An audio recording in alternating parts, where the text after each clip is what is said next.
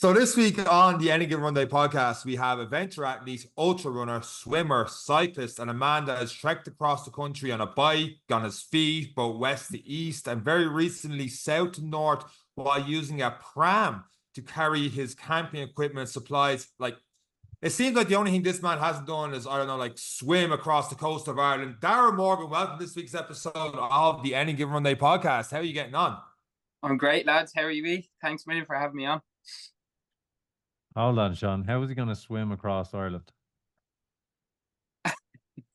I said the Now, coast. come on, your intro was doing I so said, well, and then you blew it at the I end. said a as you swim always around do. the coast. Dara, I You weren't apologize for listening. You weren't listening to fine details. The man my said, I said the compadre coast. there. Absolute dirtbox. I have more pressing issues. What kind of pram was it? Are we talking sporty pram? Are we talking one of these fancy prams? I'll tell you, I'd love to actually show you it here, but I got it in Lochray in Galway in a charity shop for 20 quid. So that'll tell you exactly what it was. But to be fair, it stood up the whole time. So it must have been a good one, but I got a bargain on it anyway, definitely.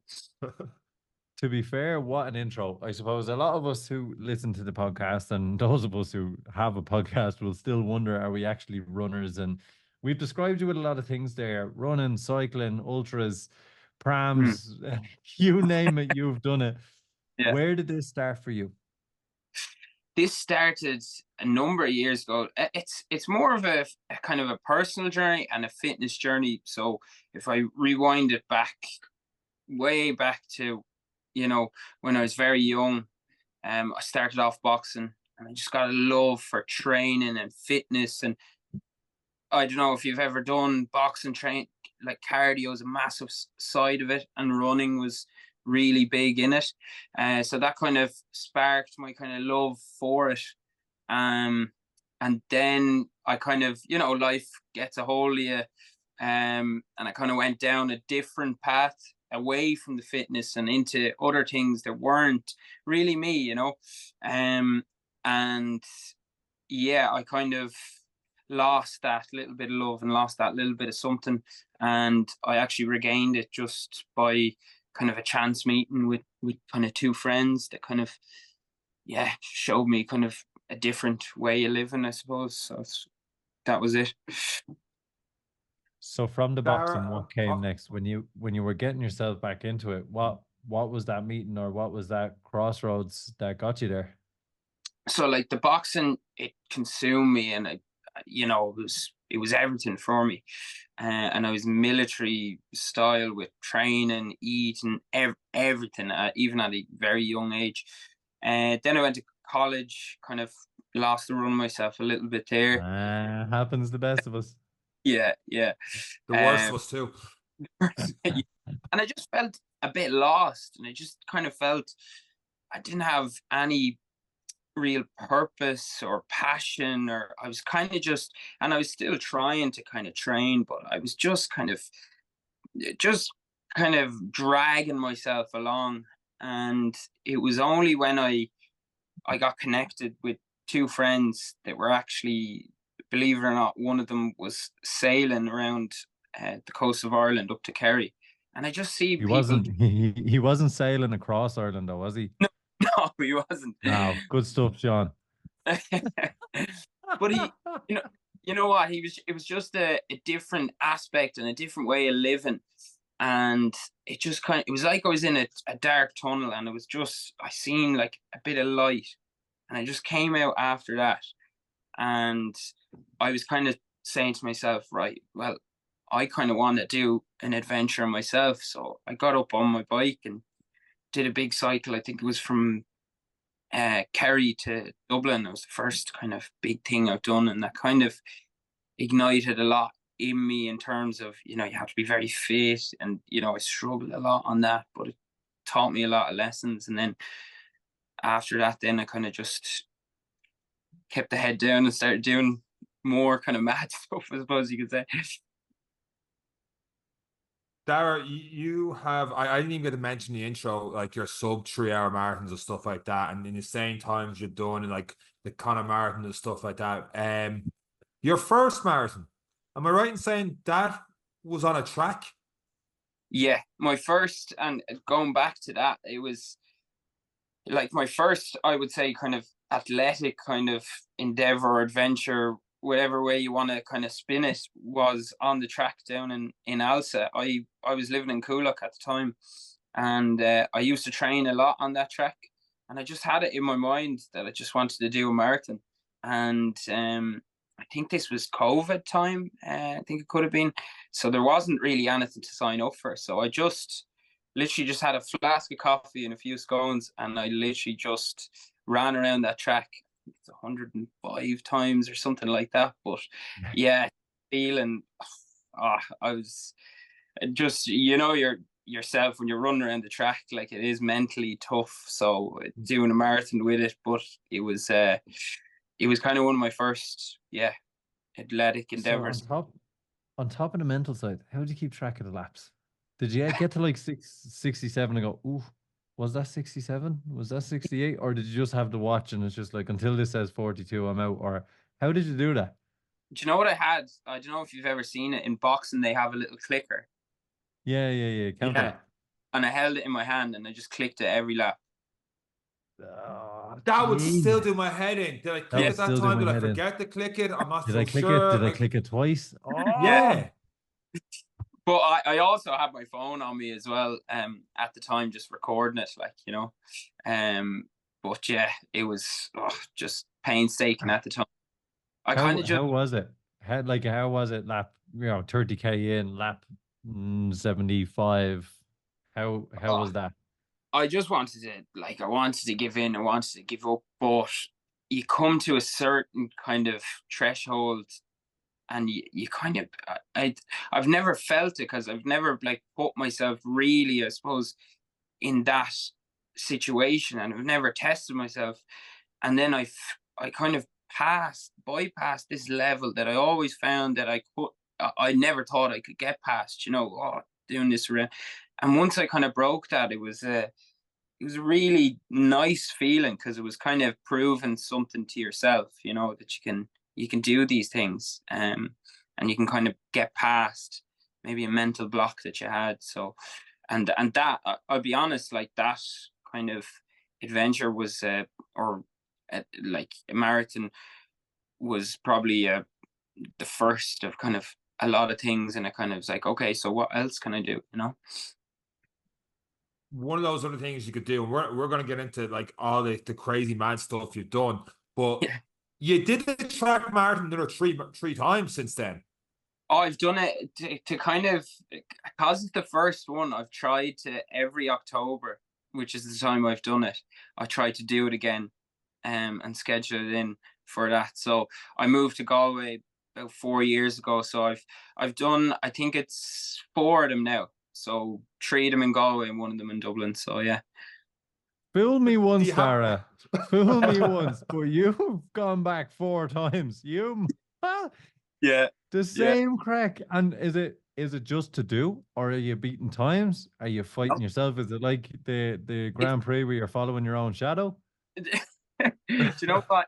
It's no times, no, and it's just the completion of it and the challenge of it. Because I love it, because it kind of sets, I don't know, it sets something down for the year, or press it, or whatever it is. But I love it because it was kind of my first, true kind of,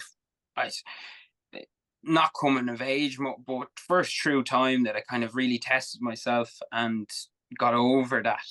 And I like coming back to it. Well, is a kind of a weird expression too, but it is a challenge that kind of touches on a lot of things that I'm about, and I like coming back to it. And I hopefully in the future I'd love to get more people involved in it and try and make it kind of more of a community-based thing if people want to come on, and because it's a format that you can have your gear on the side. You don't have to go for a really good time. You can have the crack with it, whatever you wanted to do. For a lot of people listening, the complete opposite of doing a track marathon would be to do the Dublin Marathon. But you did it in October, so this is your final tapering run, and then 2 weeks later you do Dublin, or you do a start of October, and is that how you treat it? Do you even taper? Yeah, I do taper, but I did that. That was kind of a long run, and now I would, as a rule of thumb, I always say never do the marathon before you do a marathon. But obviously, I done that, and I think it was the first, could have been the 1st of October, but I did give myself a good run into Dublin then. Yeah.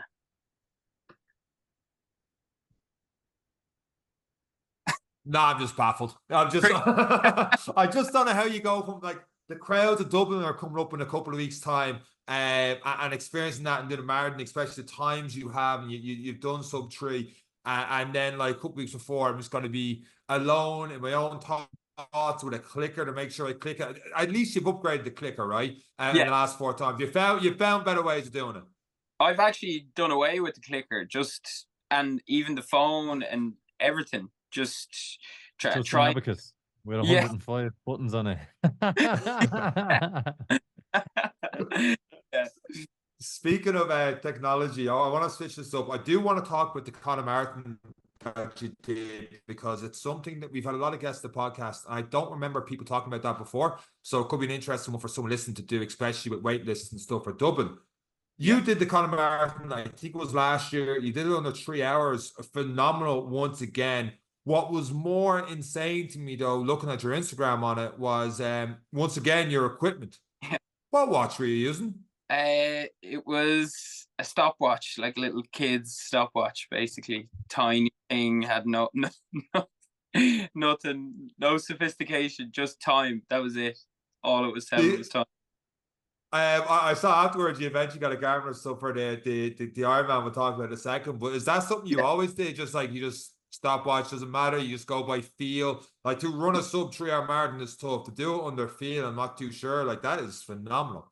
Yeah, well, it's all training. You know, I never liked running with a watch training. I never liked I kind of knew the routes that I was doing, and then I just kept doing it, and it felt really good. And then I'd go into the races, and sometimes, you know, your heart rate would be thrown off by something, or, you know, something would happen, it might die, or, you know, you're worried about it. And I just said to myself, I'm not sure what the first race was that I just kind of left it.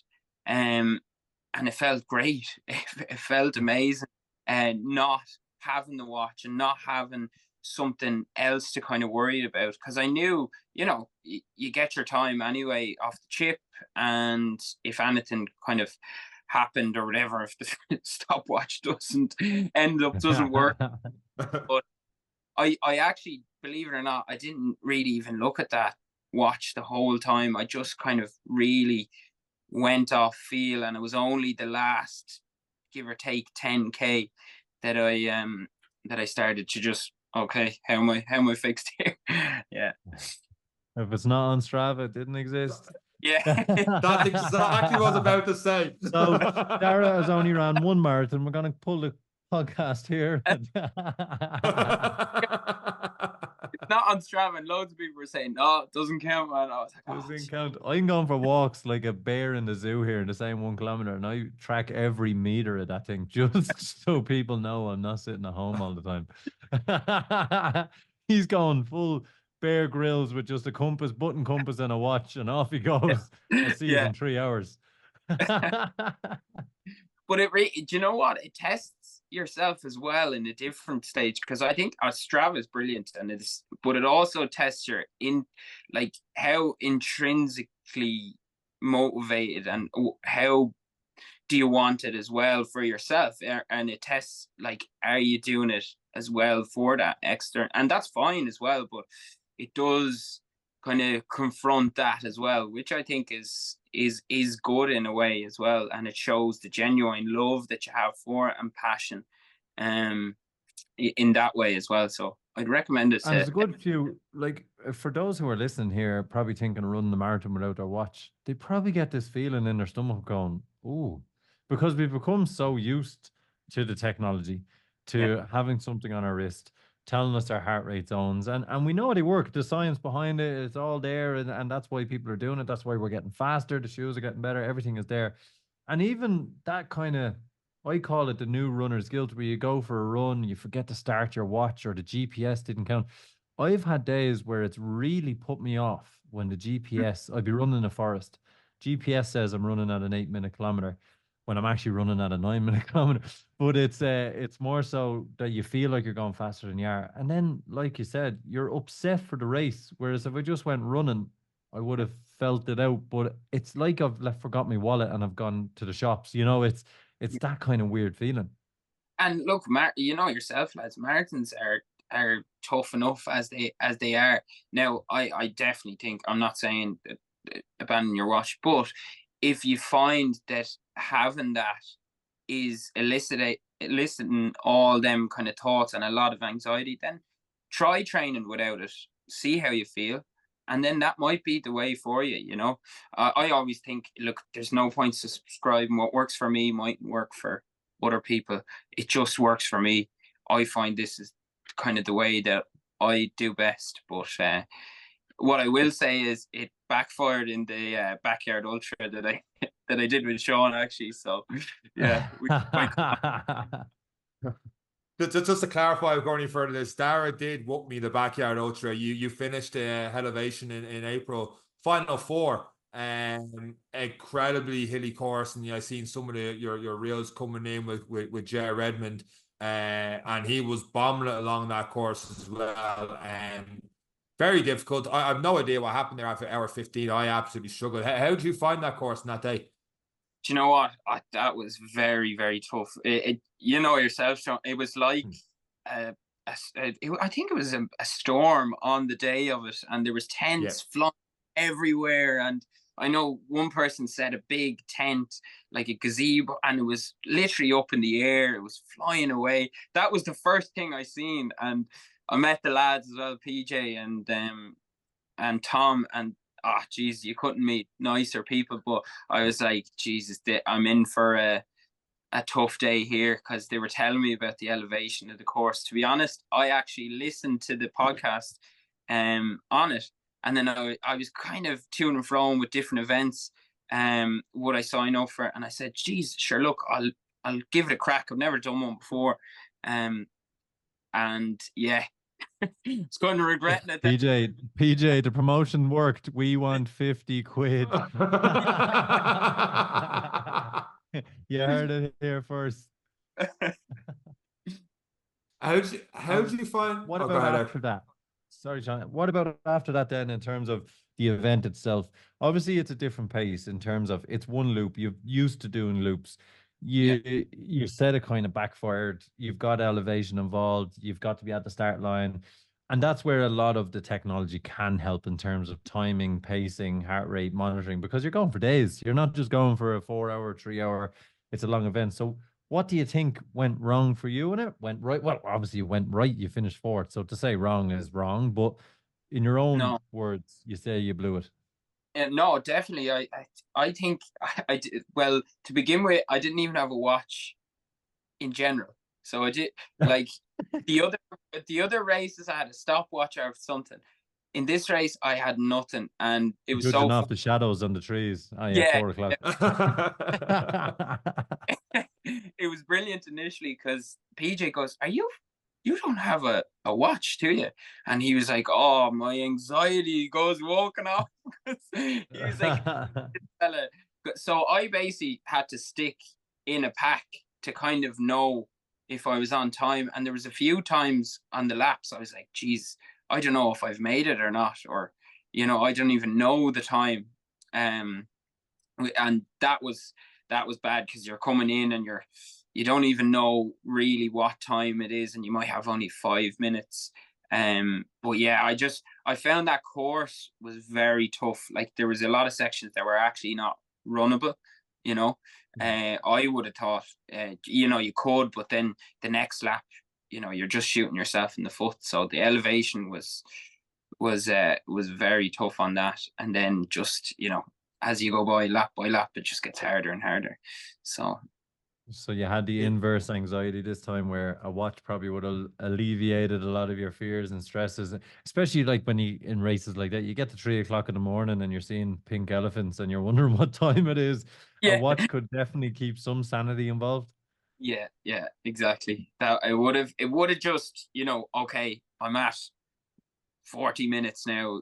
Pick up the pace, drop it. I was kind of on my own in the dark with me with my thoughts. So that's about it. That was probably the only kind of race in my mind where I wouldn't mind using a stopwatch, because I hit start on the Garmin and I just let it run, because it's like 20 minutes you're at the bottom of this hill, 30 minutes you're at the top, and Yeah, it's a great way to pace yourself, because you don't care if you're going 6 kilometers an hour on the flat or whatever you're going uphill. It's just hitting certain things at certain times. After doing that, obviously you had other goals in August. You had qualified for the All Ireland. Are you finished the Backyard Ultras? Do you feel like it's a one and done, or do you feel like there's unfinished business there? Will you go back next year? I probably will go back next year. I don't know is the honest answer. I loved it, but I also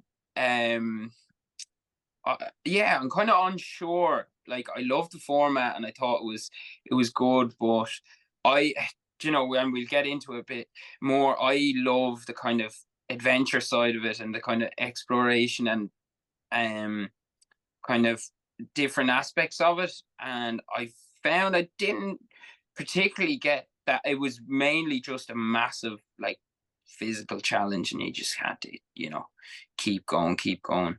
But who knows? It could pull me in again. I definitely think the Hellevation was great, and the lads, it's a great event. Everyone there is really, really sound, and it was a good community. So I'll probably do that again, but I don't think I'll go big time into it anyway. Definitely not. Yeah, it was a miserable day there, but the lads definitely made it. You have done Kerry the night one through the night and stuff like that. But the one I want to talk about, because you're very open and honest on your social media, on your triumphs and your failures, which is pretty cool to see. Yeah, You went for the run era and across Galway up to Dublin. Let's talk about the first one first, because some people, if they didn't do it, they go social media. If they tried it and didn't complete it, they might just go, okay, I'm deleting Instagram for a couple of months, and then when I do, I'll pop back on and say, look what I did. yeah. What happened the first time you attempted across the country? The first time was an absolute, like, if you think of, like, failure, this was everything that you could be unprepared for. I did it in, I think it was December, so the weather, Oh man. like a terrible time to do it. You know yourself, like, Mm. all I had was a running backpack, and I squashed a load of, like, 2 liter bottles into that, so I filled them up along It's the way. ham Had, sandwiches. yeah, ham sandwiches. Be a change of clothes. I didn't know what it was like. I was just like, okay, like, I have this go and I want to do it. And I think I think it was just a little bit before Athlone, and I just fuck. It was one of the first times that I kind of just completely packed it in, and I was just like, no. And I just ended up walking back a lot of the way, and it was just like, it was a it was a tough walk back, because your tail's between your legs. But I said to myself, like, I'm not shying away from this. Like, I failed, but, like, what can I learn from this? And there was definitely great learnings from that, and I think I've taken that kind of through. It's like, don't have the fear to fail, have the courage to try it, and if you do fail, like, a lot of times people can actually really resonate with that, because we all fail at all different things, and the person who just, is successful in everything, in every aspect, a lot of people can't connect with that.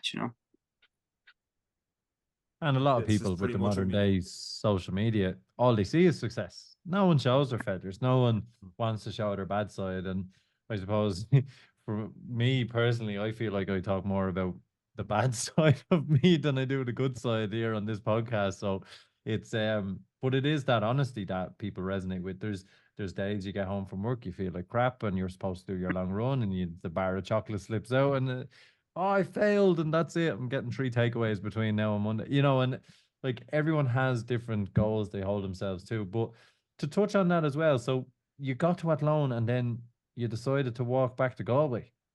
Yeah, yeah. Well, You're starting at the same distance. Had you just kept walking to Dublin?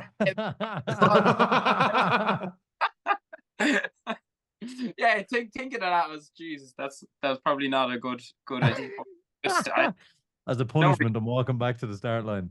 Yeah, I think I wanted to not punish it, but Jesus, it was a tough lesson, but one that I thoroughly needed. I think Is So it how something long as do well? you? Sorry, Sean, go on, you ask again. No, go ahead. How long is it a case for you? Sean's going to touch on it again in the event. Is it the element of, I suppose, we look back, December, bad time, Yeah. and again, you seem to have good mental strength. Was it the single sport element? Did you get bored? Were you just miserable? Was it? It was. Fewer Do you know what? elements?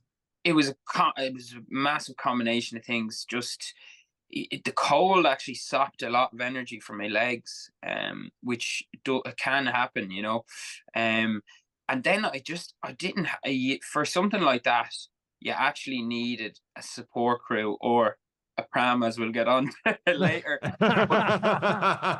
This is the key points I was trying to get out of you on this one. But for something like that, you need people around you, or you need like something, a detailed plan, and I didn't have any of that, and I just knew myself, if I went even any I wouldn't get there. So it was just losing.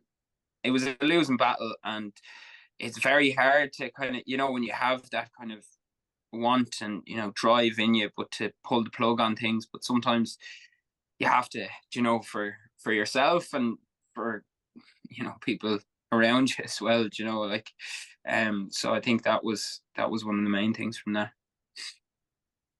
On that walk back to Galway, that long lonely road back, was the mind starting to turn of, okay, in June, summertime, this is when I'm gonna go from then. This is the training I need to do. This is the prep I need to do. I need support. Were you thinking that, or were you thinking at the time, the way back, well, fuck this anyway? Yeah, that's exactly. I said, fuck this. What the fuck am I at? That's exactly what I said, and I was like, I'll just head back to Galway now and just enjoy Christmas, and just try not to worry about it too much. But then as the weeks kind of progressed and went by, it kind of just kept etching away at me, and then I kind of put a plan in place then to do it again, but this time learning from all the major kind of fuck ups, so to speak, at the first one, trying to address them and just do it. And once I had that, if I failed again, I tried, my best at it. Yeah, you set off then again in the summer. You started at 5 o'clock on a Tuesday morning. Did you know where you're going to be at each point? Did you have little mini goals to hit along the way to get back over to Dublin? So how did that work then? Yeah, see, this is the thing. Even with the first one, I picked the complete wrong route. So there's kind of two ways you can go to Dublin: back roads. You can go up by Monivea, and then you can go down by Lochray and kind of Ballinasloe. The first route was absolutely the worst way possible. I nearly got knocked down a few times because there's just people flying past.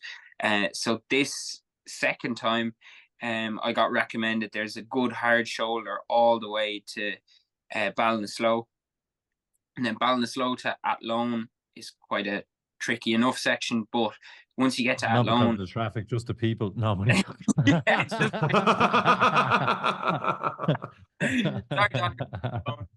But from Athlone, then you have a greenway all the way to Mullingar, and then Mullingar, then you have the Royal Canal all the way to Dublin. So that's the kind of way I planned it. it was a lot more of a kind of robust plan. And obviously with the summer, you have a lot more daylight. So, and I had a support crew with a van, and yeah, we'll get into that. That was great crack as well. I didn't mean to cause offense to anyone from Ballinasloe. I was just saying an opportunity to try and be funny. But the what then? So okay, we've mastered support crews. We've moved on from that. You took a stint at triathlon, am I right? Yeah. I did the hardman, and then I did a few half Ironman, the metal man, and I forget the other race that I done now. But I took a stint at them because people were saying to me, "Jesus, you're doing mad cycles, you're doing mad swims, you're doing mad runs. Sure, why don't you just combine the three of them, you know?" So I tried it out, and as usual, kind of with a lot of stuff I done, I was kind of unprepared at the start, cycling on what you would call a post bike on my first triathlon. And I was just gonna say, I wanted to ask about the equipment. Did you show up and just flip flop speedos and goggles and away you went, or what way does that work? You and the rubber duck at the start line, and all the lads in the speedo swimsuits. That was it. My first, I think it was triathlon, was pretty much like that. Pretty much like that. So, like that, I'm always kind of learning on the job, I suppose. And the more I do them, the more, that I knew, you need the bike, because I was a good swimmer coming out in good time on the swim, and everyone passed me out on the bike, and I was like, what is happening here? But obviously it's the equipment, I know you were talking about triathlons. You touched on mad cycles, you touched on mad runs, we touched on the podcast. You kind of brushed over mad swims. For me, a mad swim would be to do an Ironman at 3.8K. I think it's bananas out in the water. But you don't spend an hour or two in the water. You spend 3 hours, 4 hours in the water. You do mad 10, 13K events. As someone who has no idea about swimming and can barely go 10 meters, how do you get in the water for 3, 4 hours, however long you're going for, without running out of energy and that being that? Yeah, it like you can feed from the boat. So like some of the swims I've done, one of the biggest ones that I've done initially was around Howth Head, which is actually a very challenging swim because there's a lot of currents around the Bailey Lighthouse. But we took that one, now took a lot of planning, very detailed, because you need that. But on the boat, then you can get people to throw you out food or liquid carbs, things like that. Now, a lot of times I wouldn't have too much. I'd fuel a lot the night before, and that seems to work for me for them bigger swims, and then just kind of have maybe bananas or things like that's not going to upset your stomach too much, or take on too much. So what brought on, have you been swimming since a young age, or was this just something you picked up in your teenage years? And is it just a case of now I look at Howth Head and go, I can swim around that, and let's just assemble the Avengers and go for it? What way does this work for you, or what way do you set your challenges? Do you know what? And I think it goes back to the watch thing we were talking about. And swimming just gave me this sense of kind of the ultimate almost freedom. Running gives you that, but you still have your watch, you still have your phone. When I was in the water, when I was in the sea, I just kind of, there's a certain level of you're just out there, and it's almost like a moving meditation, when you're in nature and in the sea. And I fell in love with it then, and I swam when I was younger. I did a bit of lifeguarding, so I'd have a good base. But when I was living in Dublin and Coolock, I used to cycle to Sea Point almost every day, catch the tide, and just keep swimming like that. And then when I built up kind of a certain I don't know how you'd call it, a certain amount of mileage that I kind of had.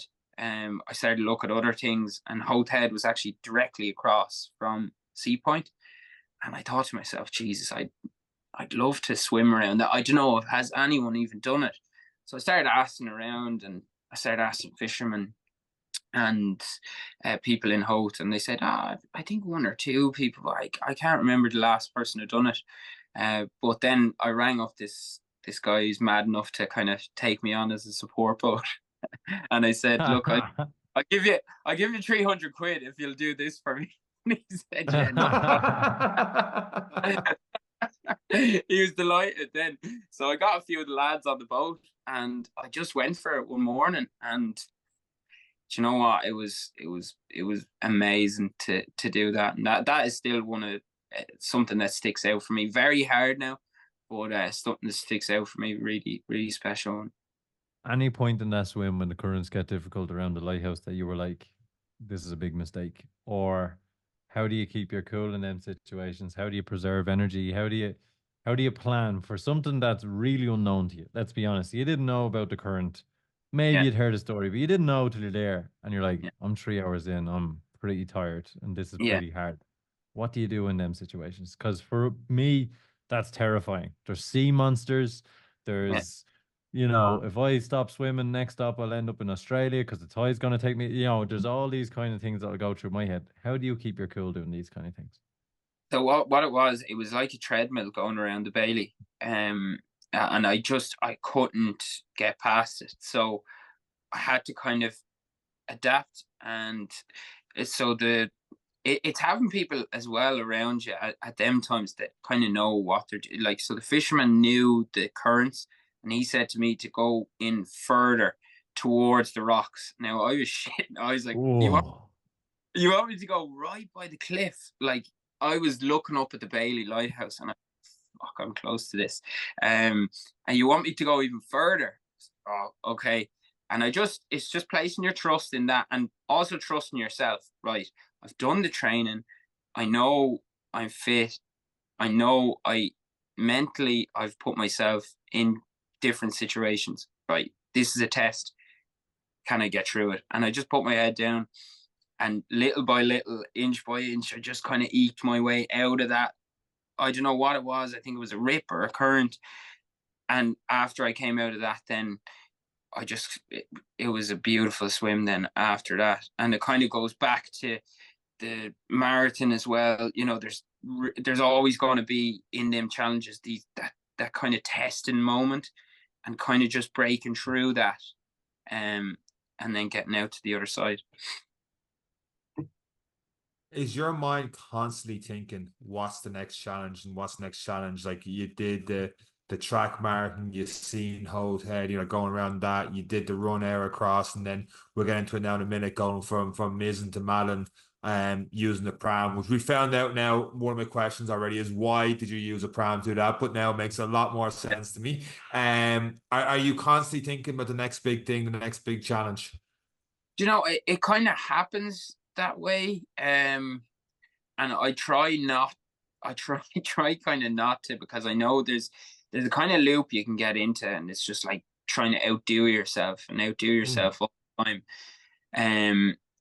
I do find, though, in a way, these things, they really have added to my life, and they've been so amazing. I've met some great people along the way, and they've been fully authentic to who I am and what I'm about, and it's just what I love. So and it just so happened that sometimes, like, you do want to do, okay, the next thing, but I don't heavily plan them out, or I don't really know what I'm going to do next. And then, but I know one thing that's constant always: I'm always training. I'm always keeping myself right, because I know there might be something that'll pop up. But I just know myself, I love training. I'm obsessed with training. I love running. I love swimming. I love being out in nature. And that's the core essence of everything. If I can do that, and then these other things are they're basically kind of byproducts of the love that I have for training and exercise, and just expressing myself in that way. I'd You've be obviously afraid to bring. I'd be afraid to bring you for a drive because you know, I'd have to put a blindfold on you. You know, you see a Pram, you see a sign to Cork, and then you're like, "Oh, I have it. I know what's coming next." The Like, next, what? yeah. What? Okay, look, Mizen to Malin, we all know is a regular route and has been done and attempted, and records are always being set on it. Talk us through what led you to that one. Did you go for a drive and see a sign for Cork, and that was it?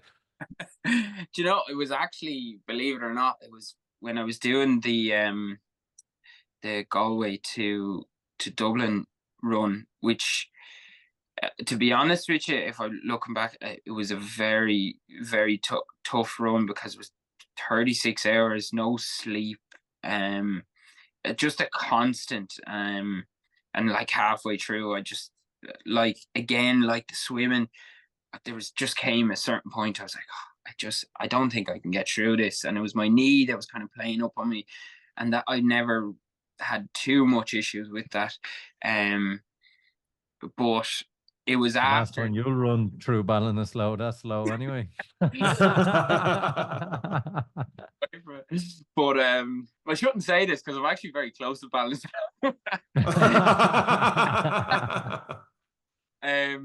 But it was actually when I finished, one of my old boxing coaches, and just a great guy overall, like Derek Ahern's his name. But he said to me, okay, Mizen to Malin is next, you know. And I didn't really think that of it, but it must have planted some sort of seed in me. And I kind of left it go. I didn't really have any plans to do any kind of mad runs or anything this year.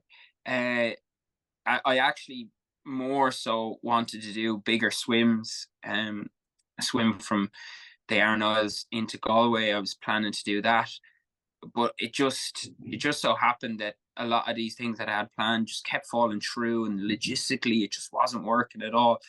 And I wanted to do something that would just kind of take me away for a couple of days, and a longer form adventure to kind of test myself in all different aspects. So this kind of popped up. And I was listening to, I forget the podcast. This kind of popped up. A holiday in Vietnam for 2 weeks just pops up. Yeah. Buying a Pram and running the length of Ireland isn't something that just pops up. Well, to be honest, this was basically my holiday in Vietnam, if I'll be honest. This was my, like, you know, heading off for a few days. But yeah, that, and I don't know what I was listening to a podcast anyway, and there was a guy who ran across America with a Pram. I don't know if you ever heard of this guy. I forget his name. Sounds like a really bad podcast, whatever it is. But I was just kind of fascinated by it. I was like, Jesus, how would you fucking run across with a Pram? And I was kind of looking into it a lot more, and just as I was the wheels were turning, passed by that charity shop, there was a Pram outside of the charity shop, and I don't know, something in me I stopped, had a look at it. It was 20 quid. I said, geez, that's a bargain. Went in, bought it. I kind of tried it out, you know, people trying out runners. A wheel. Yeah. Had a little run with spare it. Wheels. Yeah. Had a little run up and down Lochray with it. Then went into the woman. She thought I was fucking mad, I'd say. I was telling her what I was thinking of doing with it. And she said, oh yeah, best of luck with that. And then put it into the back of the van and kind of left it for a while, and then started training with it. And then once I started training with it, I kind of said, right, I have the Pram, I have the training in. I'm going to have to do it now. So I saw the videos, you're on the track. Yeah. When you say training with it now, like, is it literally people walking by and, like, there's You're Daragh pushing a on lap Pram. 60 pushing the tram along the Pram along the track, like? he's preparing for fatherhood. What's going on here? Well, everyone in Galway was stopping me because a lot of people would know me around Galway, and they were saying, "Jeez, I didn't know you had a Yeah. child." No wonder No, why they know you for the bloke who's pushing baby wee wee around the track for 60 laps. No wonder the It local won't cycling fall fans. asleep. I was actually given out by one woman. She said, "Geez, you're flying up and down the curbs on that pram, the poor baby, and all this." I said, "I had," and she kind of was backing off then when I explained to her what I was thinking of doing. I'd say you're backing off with one hand in the phone ringing 999. Yeah. So you went. So with the Pram, this unlike your run era one across the country, this one was completely self sufficient. You had the camping equipment and all in it. One of your posts, you said you hoped to do it in 12 days. So I'm assuming you had different points you wanted to hit for camping, or I saw a text in the Hellevation group here. Dara's near here. Anyone around to take him in tonight or anything like that? Like, how did you set it out, or was it just like, let's run certain amount and see where I can stay? So this was actually kind of learning from my previous. This was detailed and planned out as well. So I had kind of locations along the way, and then also the roads. So if it was and I had all that in an Excel file which I kind of printed out, and I had it with me. So all the locations all along the way, and then an end location for each day that I had kind of mapped out. But what was kind of left up to me was to find a camping spot once I got to that said location. So say, for example, the first day I had the end location was Bantry, but I did that in really good time, got through that. So I said, look, I'll just keep pushing on. I ended up doing, I think it was 71k the first day, and then camped out at a place called I always butcher the name, and a lot of people were giving out to me about butchering it from Cork, but I think it's Gogan Barra, it's called. A lot of people get married around there, but I camped out there that night, and then that kind of brought me a little bit closer, so I had to kind of just change a little bit of things around on the plan, and then it was just get to the next kind of waypoint. So I chunked it down into day by day, and then by day, my kind of waypoints were villages and towns along the way that I could stop into. What's it like waking up at day 2 of the wedding and then packing your pram and then running the rest of the country? And when you're going over these kind of terrains and stuff, like, how did you find it? Was there a point you're just walking for hours? Do you even bother running? Even that day, that first day, one thing that jumped out to me is pushing on the extra 30k. We've had other guests talking about it. Were you a little bit afraid? Am I pushing too hard? Will I blow up a little bit early? Or was it just, I feel good, let's just keep going? Yeah, there was definitely that bit in me. I was like, Jesus, are you going too far? But it was the same. You're kind of forced to do that as well. If you pass a town that you said that you'd camp at, you're on roads that, like, you're going into private fields and stuff like that, and you can't really do that, so I had to get to a place where I knew I could camp safely. So I kind of kept going, and then I was like, sure, I'll keep going. And then once you're in that kind of space, you kind of have to keep going to the most suitable camping spot. So I would ideally like to stop a little bit sooner, but I had to find a good camping spot. And I knew that sleep was probably the most important thing on the whole journey for recovery.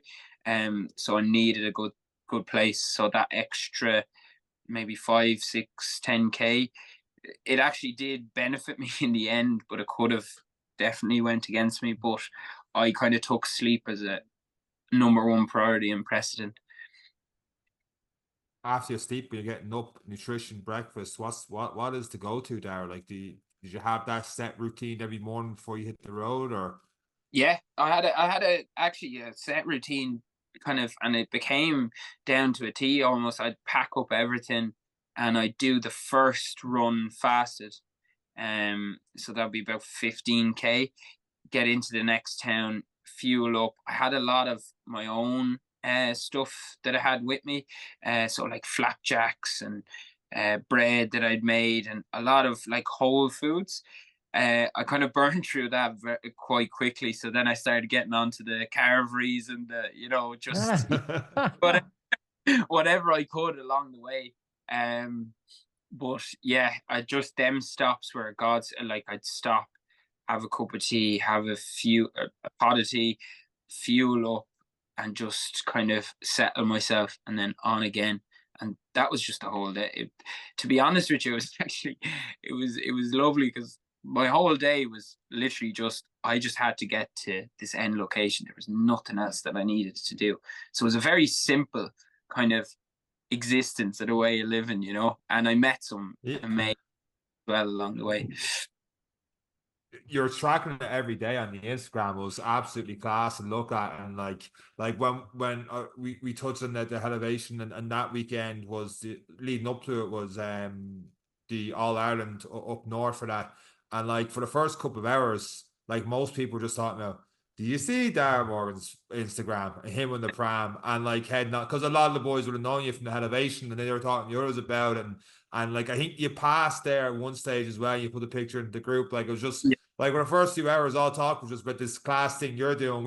It took time off the loops for us going around just doing that. It was phenomenal what you're doing. Was there any point during it where you were like, made a mistake here? This is a bit of a struggle. Was there any big struggle points like you had during the other runs?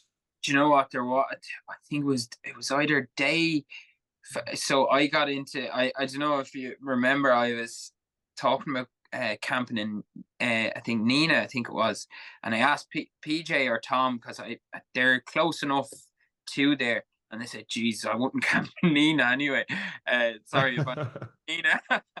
Nina, abandon the slow. We're just gonna block those two from the podcast. That's it. We're goosed. Our listenership's gone down by 1,000. They're a hotspot.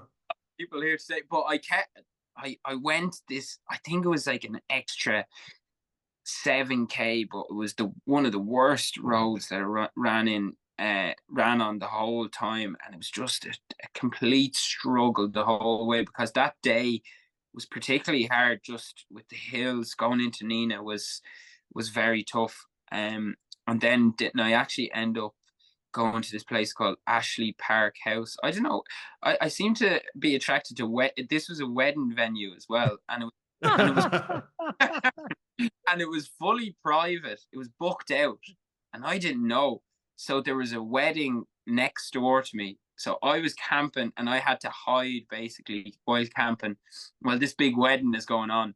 And I barely got any sleep the whole night. Fucking music blast, and then people falling out drunk, and I was then afraid that, like, they're going to discover me and throw me out or do whatever. So it was a night of terrible sleep, which is one sounds like Electric Picnic.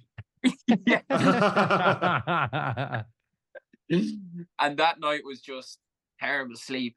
And then the next day, I ended up like my left Achilles was killing me, and I think it was just because I didn't get that full recovery that I had in the previous days. And also, obviously, I was averaging about 60k a day, so your body is going to, at some stage, it's going to be like, what are you at here? And all I was saying to myself was adaptation. Your body is gonna scream, "Geez, what are you doing here?" and try and get you. But at a certain level, your body and your mind and everything kind of starts to adapt to what you're doing.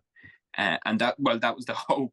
The hope the fear was that it just didn't adapt.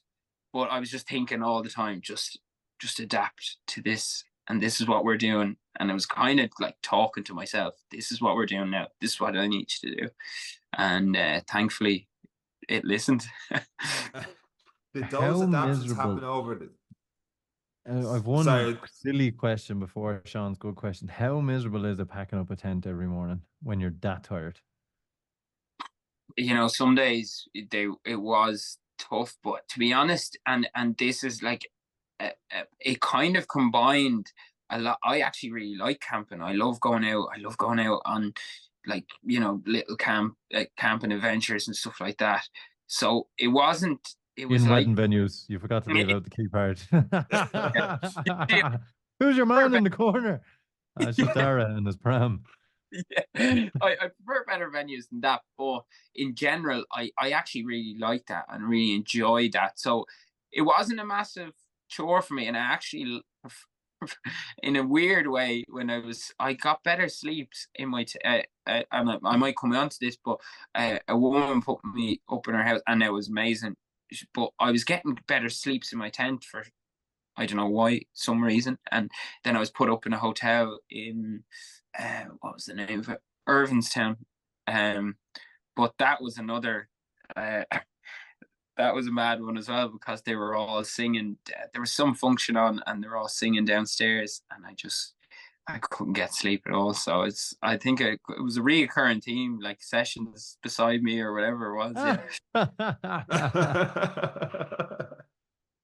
When you're getting your second, was it like, I've done long runs where it's like I pray for a second wind and I might get a second wind, maybe a third wind throughout the day. But because I know it, I have the end point in mind, or it's certain timing with that, where you've got days and days, were you just getting like a bad day with that Achilles and you knew you have to keep going till you step that night, and then, you know, hopefully you, I can't even gonna say this, but hopefully you were sleeping outside and not in a hotel where you got better sleep, that the next day you got a, like, the Achilles injury wasn't, it didn't feel as bad in your mind and off you went again, or were you getting your ups and downs throughout the day? I was worried about it, because I'd be quite in tune, and I didn't, like, I could feel pain and I can go through pain, but this was like a certain level of, I remember at one stage it was so bad I had to take off what I thought was, because, you know, the road, sometimes I was running all on the left hand side of the road, and it was my left Achilles that was at me. So I thought, okay, it's the slope. So I tried to run on the other side of the road, and that made things even worse. And I was kind of thinking, Jesus, what? So it actually got so bad. I think about 2K outside of Cloughan was the last location in Offaly. That it was the first time I actually ran the majority of it, but this was the first day that I had to walk. And I just thought to myself, I was like, okay, if I have to walk it, I'll walk it, but I really don't want to walk it, because it's different to run it. You know yourself, lads, walking it is fucking long, and I was like, I want to run it, like, I don't want to walk it. But if it has to be, then it'll be. But that's what was worrying me. I knew I'd do it, no doubt, but the case of walking it was like getting to me a little bit. Yeah. I don't think I could walk a marathon. I've done a good few marathons run. I don't think I could walk it. The idea of starting and going, right, 8 hours later or 7 hours, whatever it is, just walking that without the option to run, like those that finish it walking, I genuinely have respect for them. When you were doing your daily updates and stuff like that, and the Achilles injury, did that ever play with your mind, being like, I'm after putting myself out there again? You know, I'm giving updates every day, and all of a sudden this Achilles coming in. Did that kind of, not outside not noise, but just that extra, was that pressure at all to you doing that when you constantly have those updates online? No, not really, actually. Do you know, like, putting it, but what I didn't want to do is I didn't want to give it voice. So a lot of people said to me, "Oh, geez, you never said anything about it," and I was like, "Yeah," because I didn't even want to talk about it or put anything out there about it. I was just kind of, no, it's going to be okay tomorrow.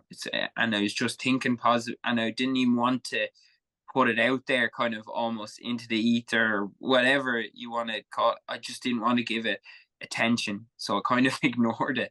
And yeah, I didn't really feel that pressure, because I was like to myself, gee, like, I've got this far, I'm doing well, and I'm not doing, like, there wasn't loads of external pressure. I wasn't doing it for charity.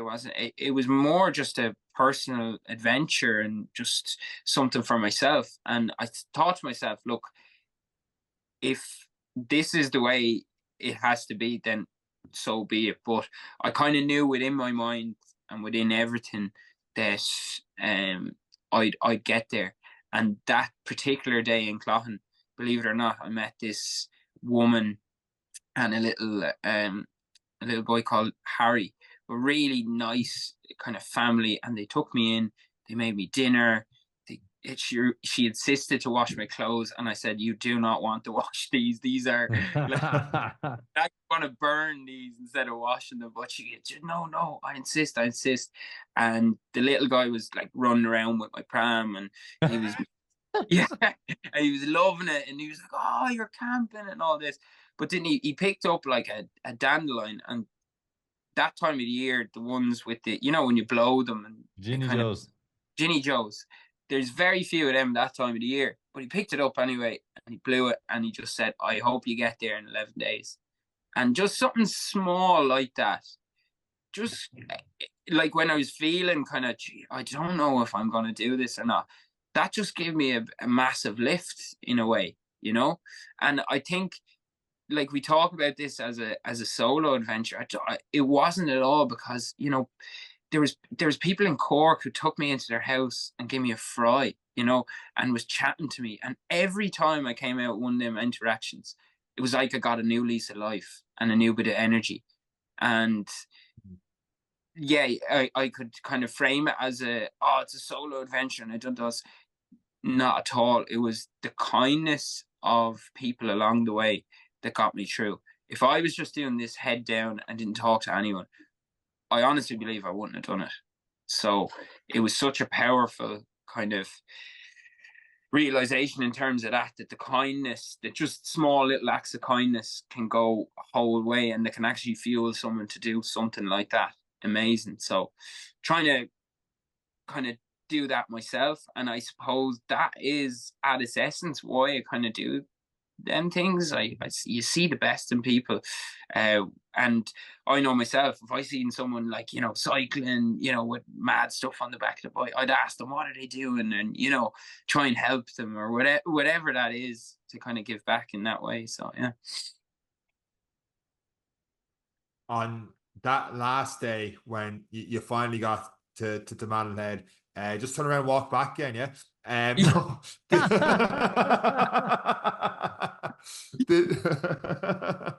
That's what did you have some? They were like, "Oh, sure, you're going back now, are you?" Did you have people there at the end, or was it just did you just hit a point that? What was that like? Do you know what? It was a combination of things. Now, I was I don't know if you've seen, I was hitting holy wells along the way as well. So this is it. I know it's a bit off topic, but I was very interested. There's a book I was reading on it, so I was doing a lot of research around the holy wells, and you know what? I met some amazing people, and it's kind of a deep history of Ireland that we've lost. All these wells had like cures and different things like that. Very, very interesting, and I met some amazing people, particularly older people, praying at them, and different kind of sites.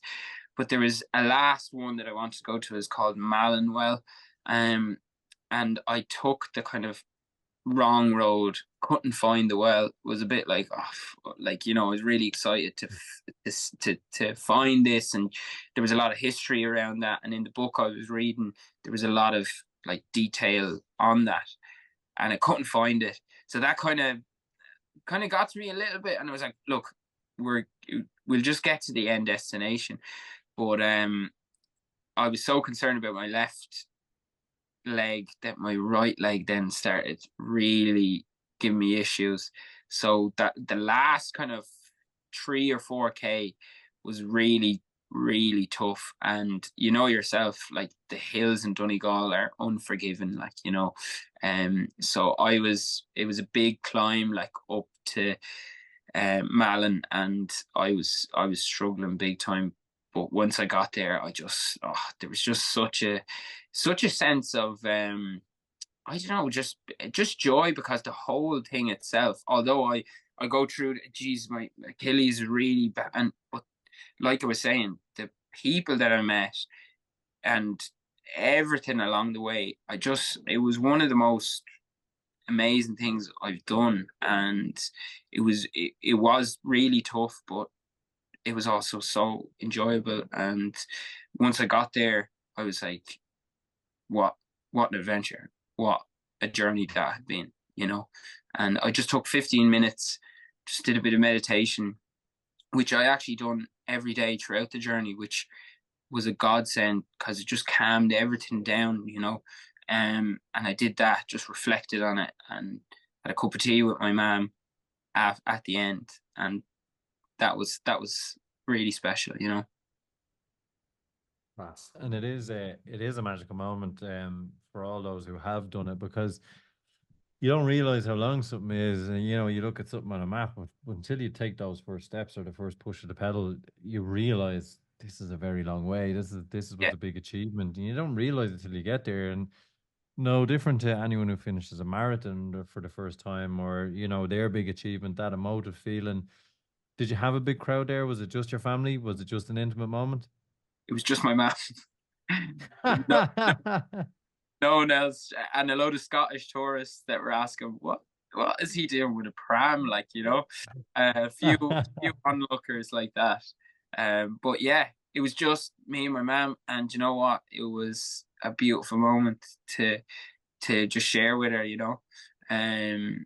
so yeah, look, it's great to have loads of people there, but I the feeling of that I had there, I wouldn't trade it for the world, and it's great to share that with someone so close to me as well. Those kind Well, of I mean, moments are what make it so special as well, and it's sharing it with people. And I think that's one thing we forget when we all sign up for the Dublin Marathon each year. And we've had a couple of guests saying, you know what, I do it with my family now, or it's an excuse. Like the marathon, for me and Sean, it's the excuse to get the parents into town for the day. It's the excuse. When I got to Malin Head, the only person I rang was my mum. Send Sean a middle finger probably, but the only person I rang was my mum. And it is to, when you cross that, I don't know what it is about those magical moments. It does make you take stock of the people that you do, Yeah, not that you do it for, but that you're like, I'm after achieving all of this. Probably couldn't have done this without all of the other things you've done for me over the years, and my way of saying thanks, and it's something, I suppose, in sport and with all you do, to have that magical moment is something we all should take out of it. That we all should just be in the moment and remember those who helped us get there. yeah, and it brings you closer to him, and that's probably one of the big takeaways from at any level, marathon, whatever that is, if it's bringing you closer to the people you love, it's a magical thing, really, really good, and that's really positive. Well, I mean, Daragh, you're used to a finish line after 105 loops doing the exact same thing again. So the fact you had your mouth, it was a huge upgrade to what you normally do to your runs. But before we ask what is next, you kind of brushed over something there. That the start of that story was you make your own bread. Yeah. That's I all make you more got out of that. No, That's all you there's got out more of that. to there's more. No, There you has see, to you be jumped the something more to gun. this. There, you jumped the gun. That there is more to that, right? Yeah. So I make my own porridge bread, oat bread, and oat scones, and I've started to kind of supply a few places around Galway. And to be honest, it's a real kind of passion for me, baking, and it's helped me a lot on my adventures, and cooking as well is a big part of my life. So I just kind of wanted to, I don't know, share something that has helped me. So yeah, it's a project that I'm really excited to kind of get into more. And I recently just did a lot of research into it with continuous glucose monitors in terms of oats and the bread itself compared to other kind of products. And it's really interesting, the kind of glucose response. As we know, like, oats are a long lasting energy source, so which is great for long endurance events. And I kind of tested it out almost on myself as a guinea pig. So I was having that a lot along the way. So oat-based products, yeah, was what really helped me. So. And do you deliver them with the pram? With I can see I'm something up there. yeah. Oh, geez, yeah. I could put them in the pram, yeah, for an extra cost Well, or something. I know the marketing stunt that you have here now. You'll be running around Galway now for the next 10 years selling oat buns. Yeah. Out of a pram. No, but Absolutely look, brilliant. it's absolutely brilliant. And for those who don't know, if you have any links to any of them, we will share them. And we won't share the recipe because that's giving the game away, but we will share out all the good things that you do. Daragh, it's been absolutely brilliant having you on. It's been great to have a laugh with you and talk so lightheartedly about some really good things that you're doing. And I've no doubt what's next is going to come. Have you anything to say about or a hint of anything? And we don't want to put you under pressure, but is there anything next on the horizon for you? No, so I was saying it to Sean, like, and obviously I'm kind of saying, look, you don't want to get caught into that loop. But the big thing for me is, and I've planned this for, actually, I was planning to do it this summer, just logistically, as I was saying, it didn't work out, it didn't happen. But look, swimming for me is a massive thing, and the long distance swimming. And now that I've, them multi-day kind of adventure over the line, I actually thoroughly enjoyed that. But this is going to be something a lot bigger that requires a lot more logistics and things like that. But it's and I'm not afraid to put it out there, because as with the run across, attempted run across Ireland, you fall on your face, you learn a lot of lessons as well. So my